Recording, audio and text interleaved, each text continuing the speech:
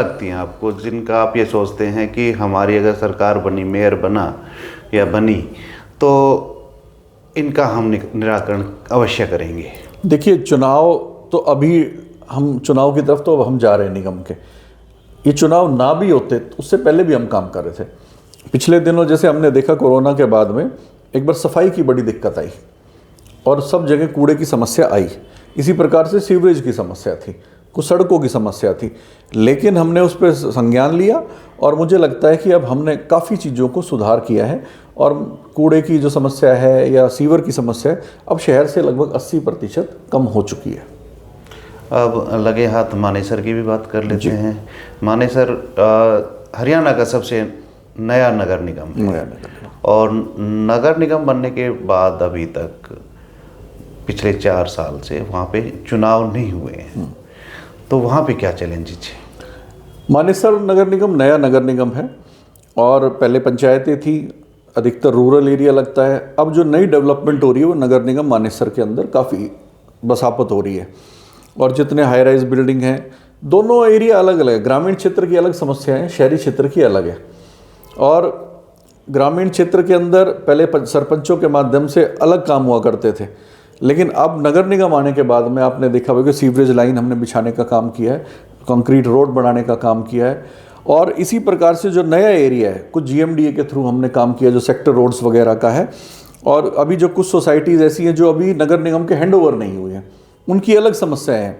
तो हम चाह रहे हैं कि बिल्डर्स से मिल करके बातचीत करके उनका काम कंप्लीट कराया जाए, उनकी फाइल वगैरह जो भी अपना भाग दौड़ करके चंडीगढ़ तक जानी है या डिपार्टमेंट में जहाँ कहीं अटकी हुई है, किसी का सीवरेज की दिक्कत है, कहीं वाटर की कनेक्शन की दिक्कत है, इन सब चीज़ों पे भी हम नए गुड़गांव के अंदर काम कर रहे हैं जो कि मानेसर की तरफ ज़्यादा बढ़ोतरी हुई है और मुझे लगता है नगर इनको टेक ओवर करेगा और इन समस्याओं का भी समाधान हम जल्द करेंगे। तो क्या कमल यादव इच्छुक हैं कि उनको अगर मेयर की टिकट मिले तो वो जो थोड़ी बहुत समस्याएं आपने बताई तो उनका निराकरण आप कर सकें? देखिए, मैं पार्टी के साथ में बहुत लंबे समय से जुड़ा हुआ हूँ और अभी तक जो भी मुझे काम मिला है वो भारतीय जनता पार्टी ने मेरे काम को देखते हुए जहाँ मेरी उपयोगिता लगती है उस हिसाब से मुझे काम दिया है। तो मुझे लगता है अगर मेरी पार्टी को लगेगा कि मुझे मेयर के रूप में काम करना है तो वो निश्चित रूप से मुझे चुनाव भी लड़ाएगी और हम अच्छे वोटों से जीत कर भी आएंगे। और मैं मेयर बनूं या कोई भी साथी भारतीय जनता पार्टी का मेयर बने, वो हमारी प्राथमिकता रहेगी कि शहर को अच्छा करना, इसके अंदर काम करना।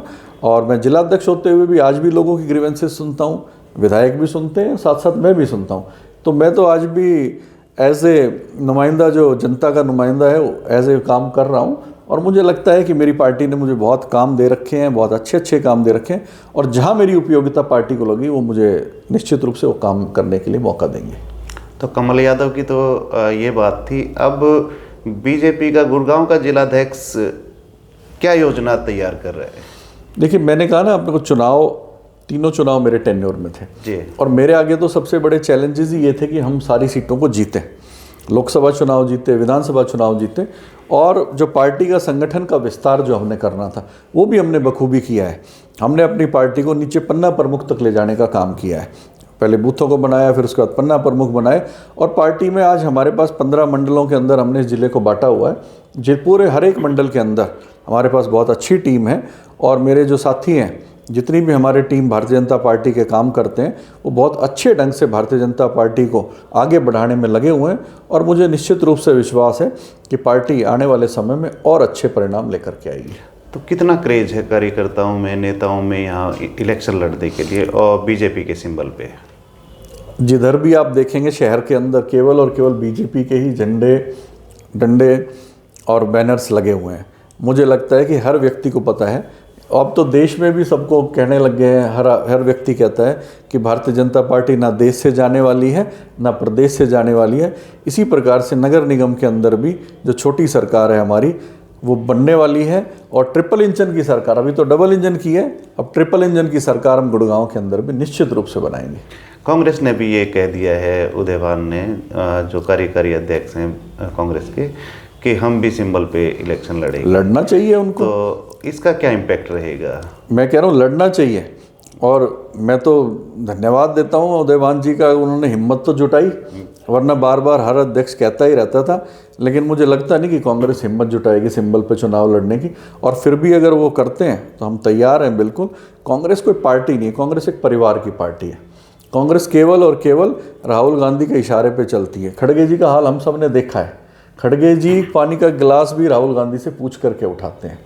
इसी प्रकार से हरियाणा के अंदर हमने देखा है कि केवल और केवल भूपेंद्र सिंह हुड्डा जी और दीपेंद्र हुड्डा के इशारे पर पार्टी चलती है। उदय भान जी की क्या हालत है वो हमें पता है। उदय भान जी की हालत विधानसभा में क्या रही वो भी हमें पता है। उदय भान जी अपनी सीट भी नहीं जीत पाई, ये भी सब इस प्रदेश की जनता ने देखा है। तो ये जो इलेक्शन लड़े जाएंगे सभी नगर निगमों के, तो ये किसके नेतृत्व में लड़े जाएंगे? निश्चित रूप से नायब सैनी जी हमारे माननीय मुख्यमंत्री हैं, हमारे प्रदेश अध्यक्ष मोहनलाल बड़ोली जी हैं, इनके दोनों के नेतृत्व में चुनाव लड़े जाएंगे।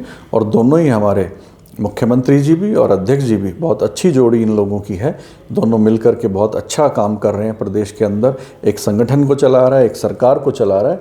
तो दोनों ही हमारे नेता महान हैं।